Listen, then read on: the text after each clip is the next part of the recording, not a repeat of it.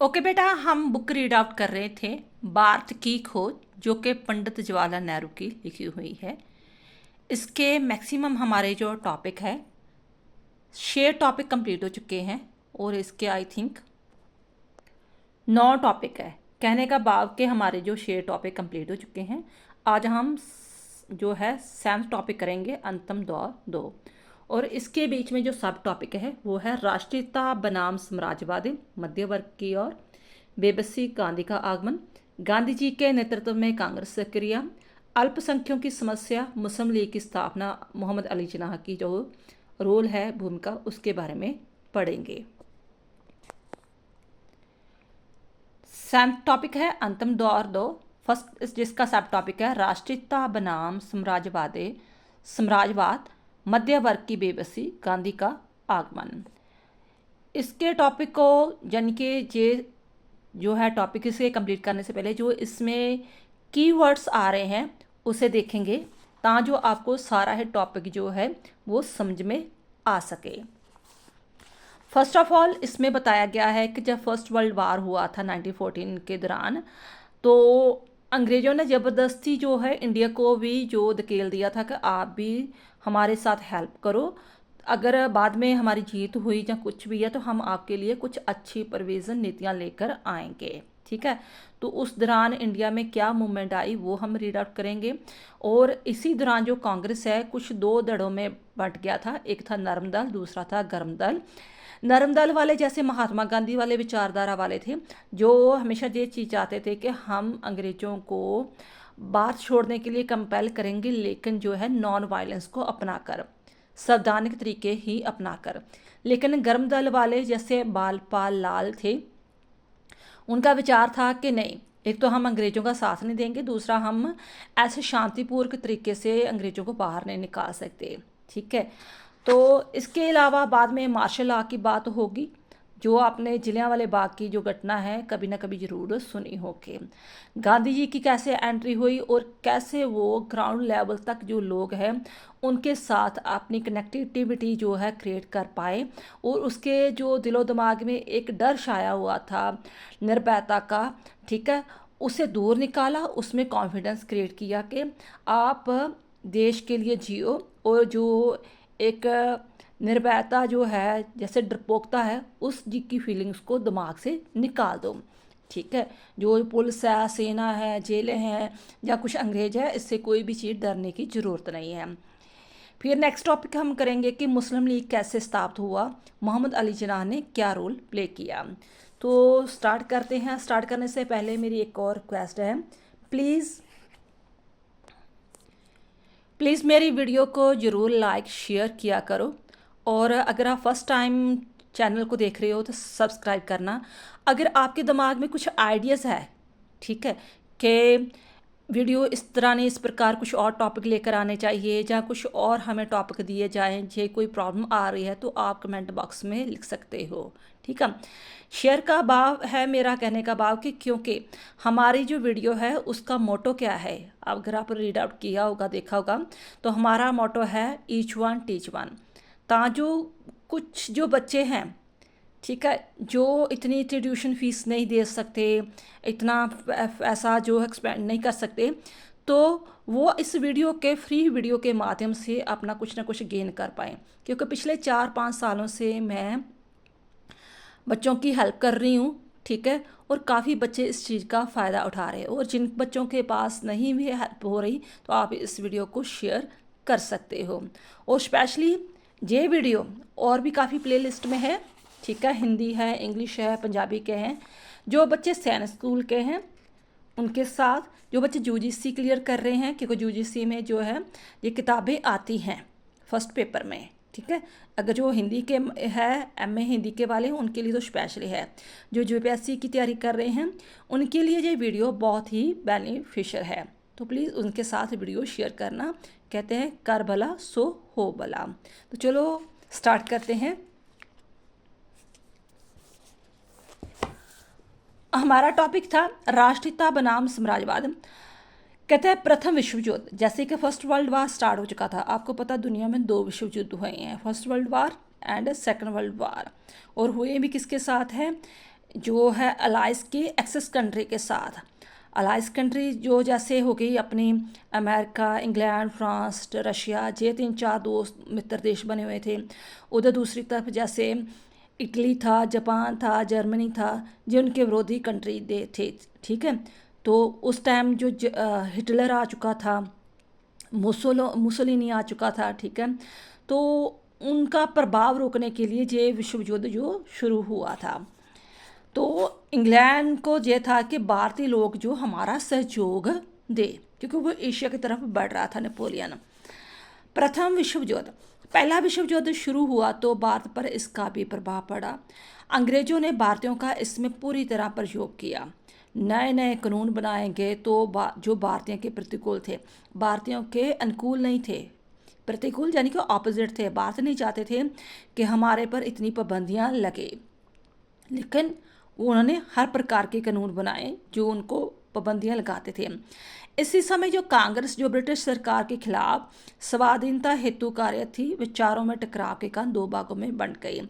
स्वाधीनता यानी कि वो अपनी देश की आज़ादी चाहते थे, कहते थे कि ठीक है आप भी कंट्रोल कर रहे हो, लेकिन जो 60-70% है हमें आज़ादी दो कि हम अपने हिसाब से अपने इंडिया को चला सके। तो इसी चीज़ पर भी दो विचारधाराओं की जो कांग्रेस है वो ही जो है दो चीज़ों में बट गई, दड़ों में बट गई। एक थी नरम दल, दूसरा था गर्म दल। नरम दल तो आपको मैंने पहले बता दिया, जैसे गांधी जी थे, गोखले थे। ठीक है, ये कहते थे कि हम अंग्रेज़ों को जो है पटिशन के द्वारा, नॉन वायलेंस के द्वारा, आंदोलनों के द्वारा हम बाहर निकाल सकते हैं, अपनी बातें मनवा सकते हैं। लेकिन जो गर्म दल वाले कहते थे कि हमने अंग्रेज़ों का बिल्कुल साथ नहीं देना, बाइकआउट करना है, स्ट्राइक्स करनी है। इसमें जो तिलक थे, लाल बाल तो और पाल थे। लाल बाल पाल ये आपके ये 3 नेम बहुत फेमस है, जो क्वेश्चन वगैरह भी आ जाते होते हैं। और विश्व युद्ध की समाप्ति पर बात का दशा। अब इंडिया वालों ने काफ़ी हेल्प की थी, यानी कि हेल्प कैसे की थी कि मैक्सिमम जो लोग थे, चाहे वो 10 पढ़े थे या नहीं पढ़े थे, चाहे 2-4 ही पढ़े थे, उनके कद काठ देखकर उसे ज़बरदस्ती भर्ती कर लिया जाता था और उस लड़ाई में धकेल दिया था। ठीक है, तो कहते हैं आपने भी कभी ना कभी सुना होगा, जो कहीं कभी ना कभी आपके कहीं ना कहीं रिश्तेदारों में दादे परदादे जो फौजी रहे थे, तो उन्होंने बताया होगा कि किस प्रकार वो उन्होंने अंग्रेज़ों की लड़ाई में साथ दिया था। विश्व युद्ध की समाप्ति पर भारत की दशा। विश्व युद्ध की समाप्ति पर भारतीयों को इस बात की आशा थी कि अब सरकार कुछ सही नीतियां अपनाएगी। उनको यही था ना कि हमने इनका साथ दिया है, तो क्योंकि कुछ दल वाले जो कांग्रेस वाले थे वो सपोर्टर में थे, तो उनको था कि हम अंग्रेज़ों का कहना मान रहे हैं, तो अब जब युद्ध खत्म होगा तो ये हमारे लिए अच्छी नीतियां लेकर आएंगे, हमें स्वाधीनता देंगे, तो हमारे देश के लिए कुछ अच्छा काम, फैक्ट्रियां, उद्योग वगैरह लेकर आएंगे, प्रगति होगी। लेकिन उन्होंने तो और भी ज़्यादा दमनकारी कानून अपना दिए। स्पेशली जो पंजाब है उसमें मार्शल लॉ जो कानून शुरू कर दिया। मार्शल लॉ कानून होता है बेटा, मिलिट्री का कानून होता है, जहाँ पर कहा जाता है कि आपने घरों से बाहर निकलना नहीं है, जो कुछ भी होगा वो हमारी सरकार, हमारे कानून के अनुसार होगा, आप कानून की बिल्कुल भी उल्लंघना नहीं कर सकते। तो फॉर दिस यही रीज़न हुआ था कि पंजाब में मार्शल लॉ लागू हुआ था। और दूसरी तरफ ये था कि पंजाब में आपको पता है बैसाखी का जो त्यौहार है वो बड़ी धूमधाम से मनाया जाता है, और उनका सेंट्रल एरिया तब हरमंदिर साहब को माना जाता था। लोग माथा टेकने आए थे, और इसी बहाने कुछ नेताओं ने कहा था कि जलियांवाले बाग में इकट्ठे होते हों और आगे वाली क्या प्लानिंग है ये बनाएंगे। तो अंग्रेज़ों को लगा कि हमारा कानून की उल्लंघना की है, हमने तो मार्शल लॉ लागू किया है, तो इसलिए वहीं जलियांवाले बाग में उन जो निहत्थे बैठे हुए थे जस्ट नेताओं की बात सुनने के लिए, उस पर अंधाधुंध गोलियां चलाकर चारों तरफ दरवाजे बंद करके तो उसे जो है काफ़ी लोगों को मार दिया। तो कई लोगों ने अपनी जान बचाने के लिए, जो वहाँ पर कुआं है अभी भी है, अगर आप कभी अमृतसर आएँ तो देख सकते हो जलियांवाला बाग में, वहाँ छलांगे लगा दी, तो नतीजा क्या निकला, काफ़ी लोगों की हत्या हो गई भगदड़ में, जिसमें बिना कोई कारण बताए, पुलिस या न्यायालय के बिना किसी आदेश के भी सरकार में किसी पर भी गोली और हत्या करने का अधिकार मिल गया। किस कानून के अधीन ना, मार्शल लॉ के कारण। कब हुआ, तो दूसरे विश्व युद्ध जब खत्म हो गया। निरंतर गरीबी बढ़ रही थी, जीवन शक्ति छीन हो रही थी, किसान वर्ग जो डर रहा था, मजदूरों की स्थिति खराब हो रही थी, मध्य वर्ग जो मिडिल क्लास वाले हैं, बुद्धिजीवी वर्ग, वो भी लाचारी वाला जीवन ही व्यतीत कर रहे थे। अब इसी टाइम के दौरान जो गांधी जी की एंट्री होती है, क्योंकि आपको पता महात्मा गांधी जी साउथ अफ्रीका गए थे केस लड़ने के लिए इंडियों का, क्योंकि इंडिया के साथ बहुत ज़्यादा डिस्क्रिमिनेशन हो रहा था। तो फिर जब महात्मा गांधी के साथ भी ट्रेन में भी डिस्क्रिमिनेशन हुआ, वहाँ भी हुआ, तब उसने चैलेंज लिया, क्योंकि वो भी वकील थे, इंग्लैंड से पढ़ कर आए थे, कि इसको अंग्रेज़ों को हम तभी निकाल सकते हैं जब पूरे इंडियन के लोग, जो गांव के लोग हैं, हमारे साथ एकजुट हो, क्योंकि 80-90% लोग गांव में रहते हैं। तो फर्स्ट ऑफ ऑल लोगों के में जो एक सहम है, डर है, उसे निकालना बहुत ज़्यादा ज़रूरी है, फिर ही वो हमारे साथ जुड़ पाएंगे। तो श्रेय तो यही महात्मा गांधी जी को ही जाता है कि पूरी इंडिया को एकजुट करने में उनका बहुत बड़ा रोल है। जिस समय बात की सभी आशाएं टूट चुकी थी, तो ऐसे में जनता में से ही, जनता की ही भाषा बोलने वाले, ये नहीं कि वो बहुत पढ़ा लिखा तो वो hi fi language English use करता था, जैसे गांव की भाषा होती है वही भाषा उसने यूज़ की, ताकि लोग उसमें अपनापन ढूंढे। ठीक है, तो उनकी हमदर्दी गांधी ऊपर कर आए। उन्होंने लोगों को प्रेरित किया कि निर्भयता और सत्य से जुड़े हो और इससे संबंधित ही कर्म करो, कि आप अपने दिलो दिमाग से जो डर निकाल दो, सत्य का अगर मार्ग अपनाओगे, सच का मार्ग अपनाओगे, तो कोई आपको कुछ नहीं कहेगा। उन्होंने लोगों को स्पष्ट रूप में कहा कि अपने अंदर का जो डर निकाल दो, क्योंकि लोगों को व्यापक दमनकारी, दमघोटू, बहस, सेना का, पुलिस का, खुफिया विभाग का, अफसरों, जमींदारों, शाहूकारों, भिखारी और भूखमरी के कारण काफ़ी डर सताता रहता था। लोगों में मनोवैज्ञानिक परिवर्तन, अब जब लगा कि हाँ इतना बड़ा नेता, ठीक है ना, एक सिंपल सिटी में रहकर हमारे साथ जुड़ा हुआ है, वही इतना सेम कुटिया में रहता है, सिंपल लाइफ व्यतीत करता, हमारी जैसी भाषा बोलता है और उसको प्रेरित कर रहा है, तो नेचुरली साइकोलॉजी तौर पर लोगों में काफ़ी दिमाग तौर पर चेंजेस आए और मेंटली तौर पर वो स्ट्रांग होने शुरू हो गए। ये फर्स्ट स्टेप बहुत ज़्यादा ज़रूरी था। इस प्रकार लोगों ने बैग को त्याग कर काम करना शुरू कर दिया। उन्हें गांधी जी का बहुत सहारा था। जब झूठ और लुक छिप का काम करने की ज़रूरत कम महसूस होने लगी, तो उनके विचारों में व्यापक परिवर्तन आया। वे लगन से काम करने लगे। यही मनोवैज्ञानिक परिवर्तन था। अब इससे रिलेटेड कुछ इंपॉर्टेंट क्वेश्चन है। मैं क्वेश्चन बेटा आपको इसलिए शो करती हूँ क्योंकि जो बच्चे यूजीसी वाले हैं, जो पीएससी वाले हैं, जहाँ मान लो किसी स्कूल में, स्पेशली सैनिक स्कूल में तो जो बुक लगी है, तो उनको ये चीज़ ईजी हो जाए कि क्वेश्चन किस प्रकार आते हैं।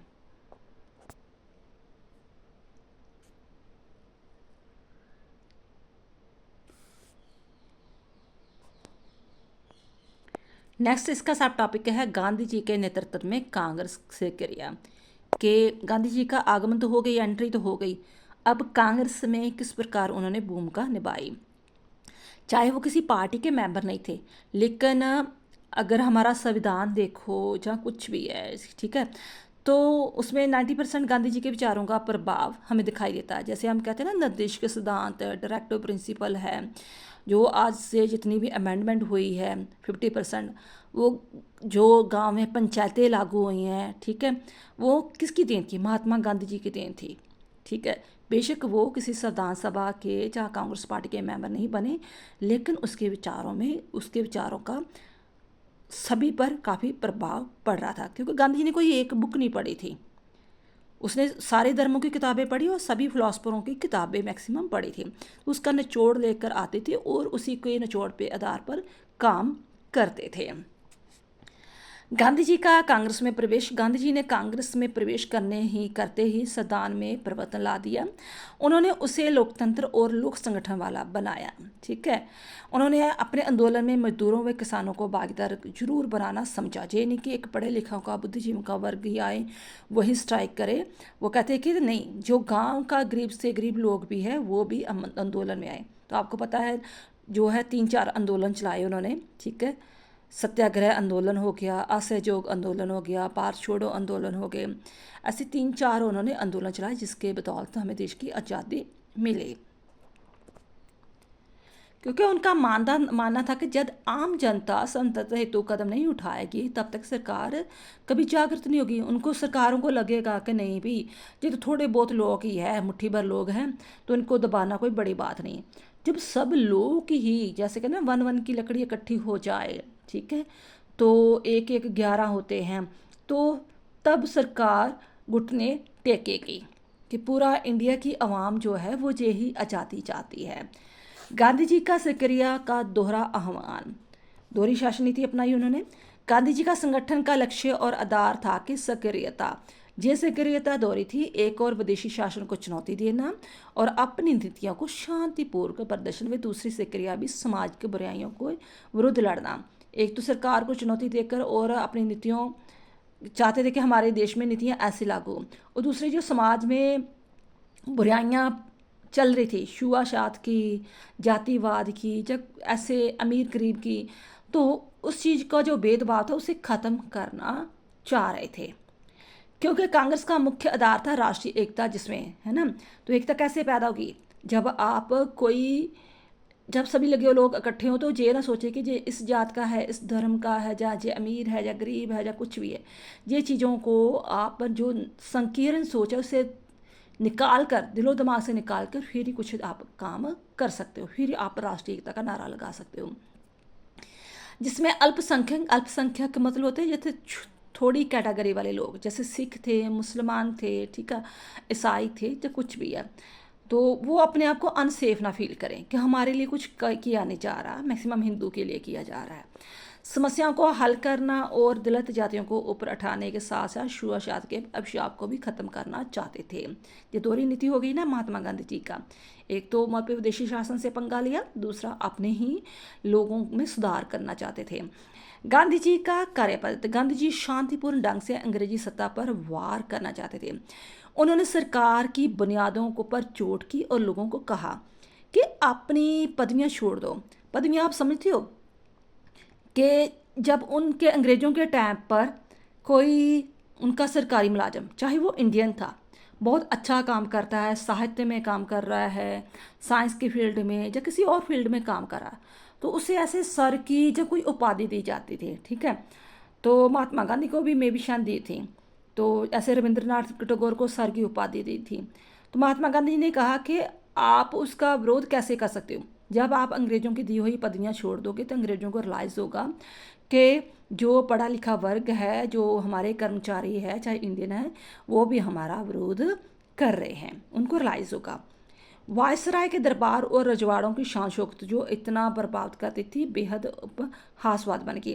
ये भी चीज़ प्लस पॉइंट हुई कि जो अपने आप को राजे महाराजे समझते थे, हमने स्टार्टिंग में पढ़ा है कि अंग्रेज़ों के पिट्ठू कौन बन गए थे, कुछ जो गांव के चौधरी होते थे, ठीक है, रजवाड़े लोग हो गए या नौकरशाही वाले लोग हो गए, ये उनके चमचे बन गए थे।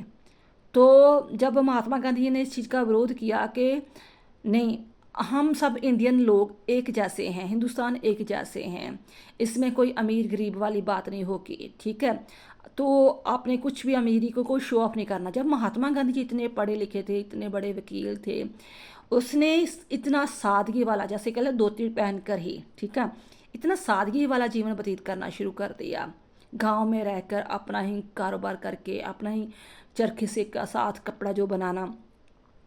तो जो राजे महाराजे थे उन्होंने अपना शो ऑफ करना बंद कर दिया, क्योंकि अगर वो करते तो लोगों के लिए, लोगों के सामने उनका एक मजाक बन जाता, ठीक है ना, और उनको एक अभद्र और शर्मनाक लगने लगा, क्योंकि उसका आधार आम जनता की गरीबी और कष्टों में गिरा था। धनी लोगों ने भी इस बात को एहसास किया और सादे रहने को ही अपनाया। तभी तो आप देखो जितने भी हमारे नेता लोग होते हैं, ठीक है, तो क्या करते हैं, सिंपल सा पजामा कुर्ता पहनते हैं, वो अलग बात है। अब उनमें इतनी देशभक्ति सभी में नहीं रह गई, कुछ को छोड़कर, तो शो ऑफ करते हैं कि अभी भी हम वैसे ही राष्ट्रभक्त हैं। कांग्रेस के पुराने नेताओं का में रोष होता कि एक उस चीज़ से भेदभाव होना, ठीक है, को वो बात अच्छी ना लगनी किसी को।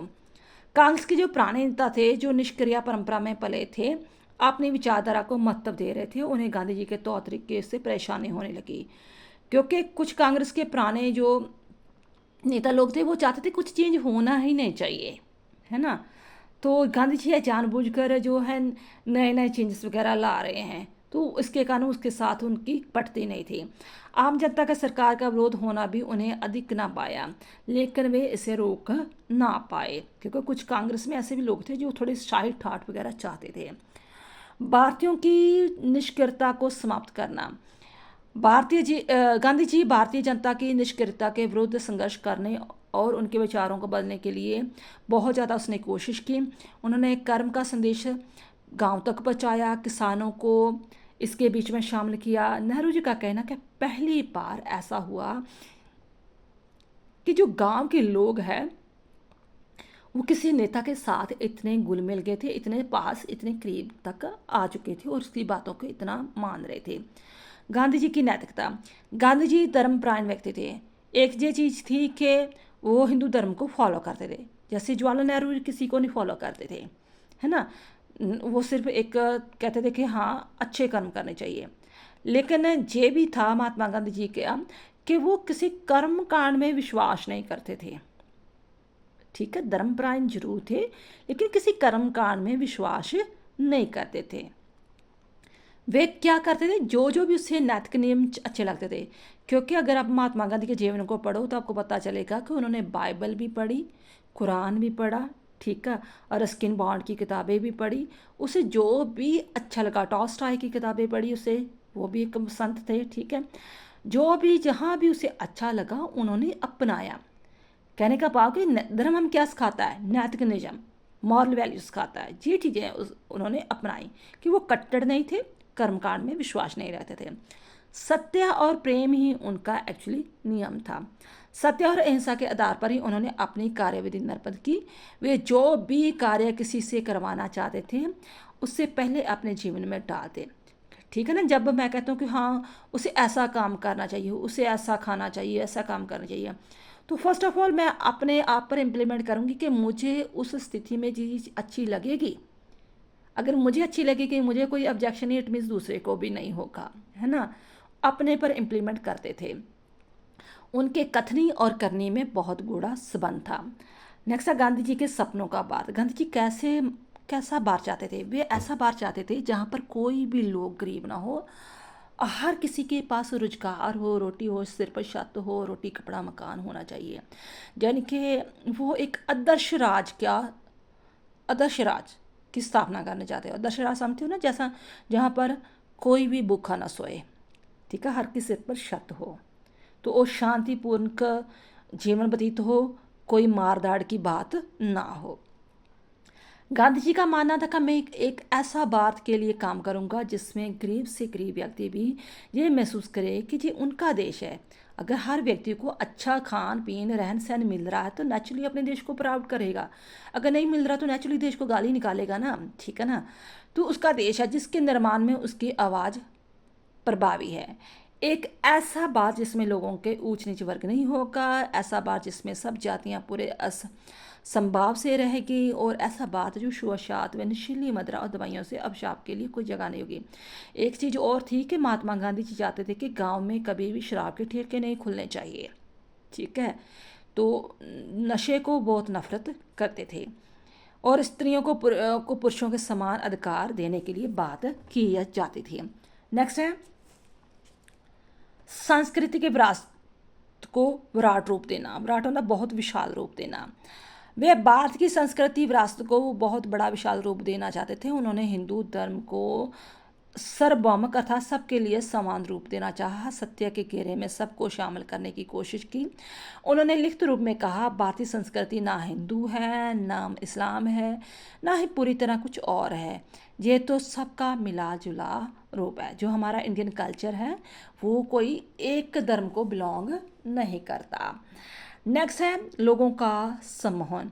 गांधी जी ने अपने शब्दों से स्पष्ट रूप में कहा कि उनकी इच्छा है कि हर आँख के हर आंसू को पहुँच लें, अर्थात सभी के दुखों को दूर करना चाहते थे। उन्होंने भारत के गरीब जनता को अपने साथ मिलाया। जनता उसकी और ऐसे सम्मोहित हुई थी, हिप्नोटाइज हो जाना कि जो कोई बातें कह रहा है, समझा रहा है, तो प्रेरित कर रहा है, तो हम उसकी बातों को सहज सभा बिना तर्क वितर्क किए हम उसकी बातों को मान रहे हैं। ठीक है, तो ऐसे लोग उसकी बातों से हिप्नोटाइज हो रहे थे जैसे लोहे के साथ चुंबक आ जाती है। वे उन्हें अतीत के साथ जोड़ने वाली कड़ी के समान लगते थे। उन्होंने केवल अपने अनुयायियों को ही नहीं बल्कि अपने विरोधियों को भी शांत कर दिया था। कांग्रेस पर गांधी जी का विशेष प्रभाव था। कांग्रेस एक सक्रिय विद्रोही वे प्रशिक्षण संगठन था। इसमें तरह तरह की राय होती थी जिसमें आसानी से बदला नहीं जा सकता था। कई बार तो गांधी जी अपने विरुद्ध निर्णयों को भी स्वीकार कर लेते थे। सरकार के विरुद्ध बार बार संघर्ष 1920 से तक नेशनल कांग्रेस ने काफ़ी हद तक गांधी जी की नीतियों को अपनाकर बार बार ब्रिटिश सरकार के विरुद्ध संघर्ष किया। एक के बाद दूसरा सविनय अवज्ञा आंदोलन हुआ। असहयोग की नीति अपनाई गई। इसी दौरान लोगों को काफ़ी मुश्किलों का सामना भी करना पड़ा, लेकिन उनसे शक्ति भी मिलती थी। इस टॉपिक के कुछ इम्पोर्टेंट क्वेश्चन।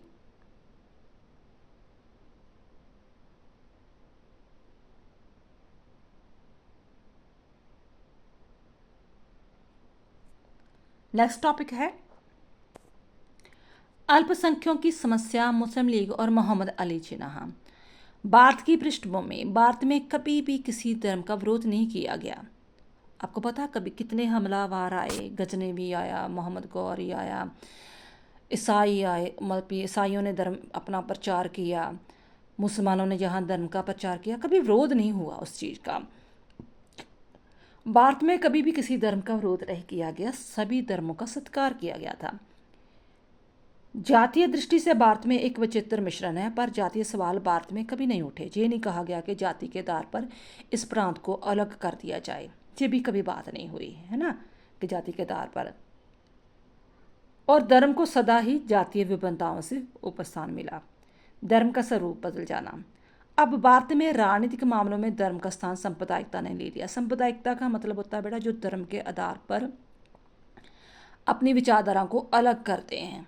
जैसे मुस्लिम लीग कहते थे कि नहीं, कि मुसलमान इंडिया में रह ही नहीं सकते, मुसलमान को तो अलग ही देश बनाना चाहिए, हिंदुस्तान में रहकर उनकी मांगें पूरी नहीं होगी, उसकी डिमांड्स, उनका विकास नहीं होगा। ठीक है, तो इसी तरह मान लो हिंदू अपने लिए कुछ कट्टर आवाज़ उठाएं, सिख उठाएं, तो जो धर्म के आधार पर बातें हों, ठीक है, उसे हम बोल लेते हैं सांप्रदायिकता। अब भारत में राजनीतिक मामलों में धर्म का स्थान सांप्रदायिकता ने ले लिया। इसके प्रमुख उद्देश्य राजनीतिक शक्ति और अपने समुदाय को बढ़ावा देना था। धर्म को क्यों इंक्लूड किया? था जो अपनी धर्म के आड़ पर राजनीतिक शक्ति को बढ़ाया जा सके। अब ये चीज़ें इंडिया में आम कॉमन हो चुकी है। ठीक है, आज तक हिंदू और मुसलमान साथ साथ स्वाधीनता के लिए लड़ाई लड़ रहे थे। अब उन्होंने धर्म के आधार पर धार्मिक समुदाय अब अलग हो गए, क्योंकि कांग्रेस को हिंदुस्तान की माना जा रहा था पार्टी, तो मुस्लिम लीग को मुसलमानों की। कांग्रेस का धार्मिक एकता बनाए रखने का प्रयास या कोशिश। भारतीय कांग्रेस में हिंदू, मुस्लिम, सिख व ईसाई सभी जातियों के वैसे लोग शामिल थे। बेशक ये था कि कांग्रेस की पार्टी में ज़्यादा हिंदू थे और मुसलमान कम थे। ये तो नेचुरली था कि कुछ जनसंख्या जिनकी जितनी थी उतने उतने मेंबर होने थे। सभी स्वराज्य स्थापित करना चाहते थे। स्वराज्य यानी कि अपना राज्य स्थापित करना चाहते थे, अपने देश को आज़ाद करना चाहते थे। कांग्रेस सदा से ही सभी में एकता चाहती थी, हमेशा यही अखंडता एकता चाहती थी। भले ही कुछ हद तक प्रदेशगत संप्रदायिकता स्वीकार की गई, कि ये कहा गया कि जैसे अब हमारा सिस्टम चलता है इंडिया में, हमारा भी संघवाद प्रणाली है ना, फेडरलिज्म सिस्टम है कि सेंटर में भी पावर रहेगी और लेकिन सेंटर के अंडर जो प्रांतों के पास भी पावर होगी। प्रांत अपने अपने हिसाब से सरकारें चला सकते हैं, लेकिन किसके अंडर चलाएंगे? सेंटर के। तो ये स्वीकार किया गया था प्रदेश को भी आज़ादी मिलेगी, लेकिन जातीय भिन्नता की कोई बात नहीं थी। कांग्रेस का उद्देश्य राष्ट्रीय एकता और लोकतंत्रता, यही कांग्रेस का उद्देश्य था। ब्रिटिश सरकार की फूट डालो की नीति। अब ब्रिटिश सरकार ने जब मुस्लिम लीग ही स्थापित हो गई तब उनको मौका मिल गया, क्योंकि मान लो कि तीसरा बंदा आप पर इंटरफेयर कब करेगा? जब आप थोड़ा सा भी उसे मौका दोगे, है ना। तो अगर मान लो कि पहले से मुसलमान और इनके घनिष्ठ संबंध होते तो अंग्रेज़ों की इतनी हिम्मत ना पड़ती कि वो उस पर फूट डालते। लेकिन पहले से कुछ लोगों ने अपनी कुछ लालसा के कारण, गांव के लोग मिलजुल कर रह रहे थे, भाईचारा की भावना रह रही थी, उनमें कोई अंतर नहीं था कि हमने मुसलमान के घर में रोटी खानी है या सिखों के खानी या हिंदू में खानी। ऐसे तेर मेर की भावना है ही नहीं थी। सिर्फ कुछ लोगों की स्वार्था के कारण कि हाँ भी अलग अलग हो जाएंगे तो अपनी अपनी राजनीति चलाएंगे, शक्ति प्राप्त करेंगे। तो ये इस भावना का ब्रिटिश ने और फ़ायदा उठाया कि क्यों ना इसके दो टुकड़े कर दिए जाए। समय बीतते ब्रिटिश सरकार ने भी भारतीय एकता और लोकतंत्रता का समर्थन किया, लेकिन उनकी नीतियां इन दोनों महान नेताओं के विरोध थी। उन्हीं से प्रेरित हो 1940 में कांग्रेस ने घोषणा की थी कि भारत में ब्रिटिश सरकार की नीति जन जीवन में संघर्ष और फूट को प्रत्यक्ष रूप में उकसाती और भड़काती है। अर्थात उन्होंने लोकतंत्र को मानने के साथ साथ हिंदुओं और मुसलमानों के मध्य फूट के बीच भी डाल दिया है। ये जरूर मान लिया है कि हाँ आपको स्वतंत्रता मिल जाएगी, लेकिन इनडायरेक्ट वे में वो एक फीलिंग भी भर चुके हैं कि हिंदुओं और मुसलमान एक जगह पर इकट्ठे नहीं रह सकते। ब्रिटिश सरकार के जिम्मेदार लोगों ने स्पष्ट रूप से कह दिया था कि शायद किसी नई व्यवस्था के पक्ष में भारत की एकता को बलि चढ़नी पड़े। तो नेचुरली आपने देखा होगा 1947 की जो बंटवारा हुआ था, कितने लोगों को जो था बलि चढ़नी पड़ी थी, कितना कुछ देखना पड़ा था, स्पेशली पंजाब और बांग्लादेश में। ठीक है, तो कई लॉजिक ये भी कहते हैं कि अगर ये मान ही रहे थे कि धर्म के आधार पर ही देश अलग होना चाहिए, चलो मान लिया कि एक तरफा चलो हिंदुस्तान अलग हो गया, पाकिस्तान मुसलमान के हिसाब से अलग हो गया, लेकिन जो इंडिया में मुसलमान रह गए उनका क्या? अगर आप कह रहे थे कि नहीं हम अलग मुसलमान धर्म अलग होकर फिर विकास करेंगे, फिर बांग्लादेश आपसे अलग क्यों हुआ? क्योंकि वो भी तो मुसलमान था ना। तो ये कोई हल नहीं होता कि धर्म के आधार पर आप किसी का बंटवारा करो या टुकड़े करो। ठीक है, हमें तो वह जर्मन से भी शिक्षा लेनी चाहिए कि वहाँ पर भी अंग्रेज़ों ने पॉलिसी अपनाई थी, उनके दो टुकड़े कर दिए थे, इतनी बड़ी दीवार भी खड़ी कर दी। हमारे तो कोई दीवार भी नहीं खड़ी हुई। ठीक है, तो उन्होंने दीवार को तोड़ दिया, तोड़कर फिर जर्मन लोग एक हो गए कि हम एक थे और एक ही रहेंगे। तो आई डोंट नो कब इंडिया और पाकिस्तान वालों को समझ में आएगी कि नहीं हम एक ही है, एक ही थे, एक ही हैं और एक ही रहेंगे। जो तेरे मेरे की भावना है वो नहीं होनी चाहिए। चलो ये मेरा पर्सनल व्यू था, आगे देखते हैं। कहते हैं कि 1940 में कांग्रेस में घोषणा की बात मतलब ये कहा कि हिंदुओं और मुसलमानों के मध्य फूट के बीच डाल दिए। ब्रिटिश सरकार के जिम्मेदार लोगों ने स्पष्ट रूप से ये भी कहा कि शायद किसी नई व्यवस्था के पक्ष में भारत की एकता की बलि चढ़ाने पड़े। ये भी भारत के लिए लोकतंत्र ठीक नहीं है। ऐसे में कांग्रेस ऐसा कोई हल ना ढूंढ सकी जिससे सांप्रदायिक समस्या को सुलझाया जा सके। हाँ, एक चीज़ और हो सकती थी कि जब देश आज़ाद किया, ठीक है ना, तो पहले आज़ादी से जब इतना आपने 200 साल स्ट्रगल कर लिया तो आप 2-3-4 महीने थोड़े और वेट कर लेते। ठीक है, अंग्रेज तो छोड़ ही गए थे। आप पहले सिस्टमेटिकली जो हिंदू लोग थे वहाँ पाकिस्तान से लेकर आते, जो जहाँ से मुसलमान उसे सिस्टमेटिकली वो वहाँ लेकर जाते, है ना। तो ये तो उन्होंने एकदम ऐलान कर दिया कि ये हिंदुस्तान है, ये पाकिस्तान है, तो आप अपने घर छोड़ दो या कुछ भी है। भी अपनी जिम्मेदारी तो निभाई नहीं नेताओं ने, ये चीज़ वगैरह है ना, जो चीज़ निभानी चाहिए वो तो निभाई नहीं। उनको तो रत्ती भर फ़र्क नहीं पड़ा, लेकिन फ़र्क किसे पड़ा? आम लोगों को। तो अभी भी यही होता है कि आम लोगों को ही नीतियाँ का फ़र्क पड़ता है। उनके लिए जो बड़े लोग होते हैं उनके लिए जो दिन रात का कोई अंतर नहीं होता। ठीक है, रात में भी उनके उजाले ही रहते हैं। अंग्रेज़ों की नीति। अब अंग्रेज हर हाल में हिंदू और मुसलमान में दीवार खड़ी करना चाहते थे और उन्होंने मुस्लिम लीग और हिंदू महासभा के मतभेदों को प्रोत्साहित किया और सांप्रदायिक संगठनों को कांग्रेस के विरुद्ध मतभेद देना चाहा।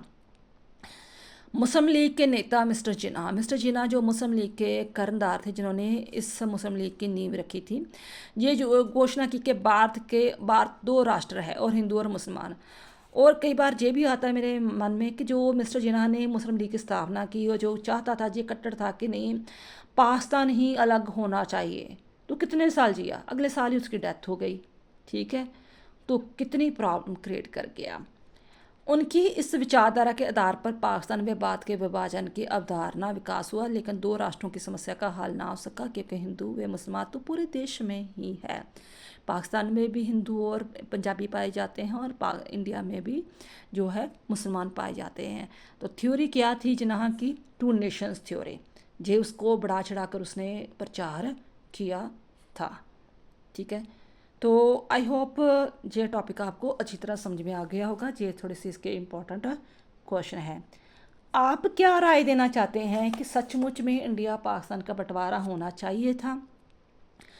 अगर आप उस जगह होते ना जब देश आज़ादी हो रही थी, तो आप कौन कौन से सलूशन लेकर आते कि क्या क्या हो सकता था? जैसे मेरे दिमाग में यही था कि 200 साल आपने गुलामी देखी है, तो 2-3 महीने में कोई फ़र्क नहीं पड़ने वाला था। पहले आप सिस्टमेटिकली आप बेचते लोगों को, इधर से जो भी उनका, जिन्होंने उधर जाना था उधर जाओ, जिन्होंने इधर आना था थोड़ा सिस्टमेटिकली अपने साधन प्रोवाइड करते।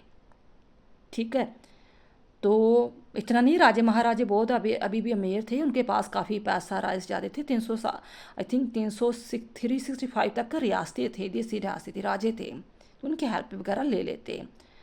आप क्या व्यू देना चाहते हैं? प्लीज़ कमेंट बॉक्स में लिखना कि आपके क्या सुझाव है। क्या आपको लगता है कि हमारा भी देश इंडिया पाकिस्तान कभी एक हो जाएगा, जैसे जर्मन देश एक हो चुका है, जैसे नॉर्थ साउथ कोरिया एक हो चुका है? ठीक है, काफ़ी देश है जो एक हो चुके हैं। तो क्या हमारे जब कल्चर एक है, संस्कृति एक है, भाईचारा एक है, ठीक है, तो गांव के लोगों को कोई इतना फ़र्क नहीं पड़ता कि हिंदू कौन है, मुसलमान कौन है, सिख कौन है, तो फिर नेता लोगों को क्यों फ़र्क पड़े इस चीज़ का? ठीक है, तो आप अपने कमेंट बॉक्स में ज़रूर कमेंट ज़रूर लिखना। थैंक्स बेटा।